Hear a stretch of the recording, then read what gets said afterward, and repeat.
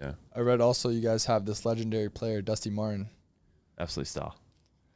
I hear he's the Tom Brady of the league, essentially, in terms of GOAT status. Is that accurate? Would you portray it that same way? But I mean, Tom Brady's like pretty He's good. the GOAT of all. Yeah, he's the best He's in any one, sport. like, but in in terms of like a Michael Jordan-esque figure, where he's certainly in terms the of dude. performance in finals games and playoffs, Dusty Martin is unrivaled. I think he's won three MVPs of the grand final or Super Bowl. So we got some stats up. What's the stats you look for, like an all-star player? Yeah, what's going on here? Is he making the most kicks through the post? No, I mean, he certainly does. He's very damaging up forward. That's why he's so good, because he plays in the midfield and dominates in there, but then can also go forward and is a really hard matchup because of his size and strength. Look at his whatever hitouts are. Seems to always own that position. The hitouts.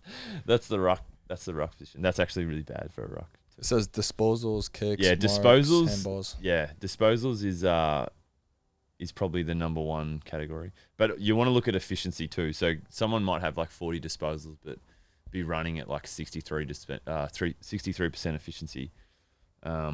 Anyone who's like up around 80% is elite. But Dusty is just so unique. I don't think there's any other player like him, and that's why he's so damaging. Why is he unique? Because he can do a lot of things very well. He's just such a freak. It's just different. Huh? Like he just gets stuff done when it needs to be done. Like big moments. Sounds like he's clutch too. Yeah, clutch. Yeah.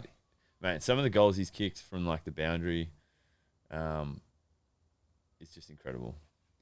And has he always been like that? So you guys get drafted right out of high school, right? Is he a guy that developed like a Tom Brady, or from the very beginning everyone knows Dusty's going to be that guy?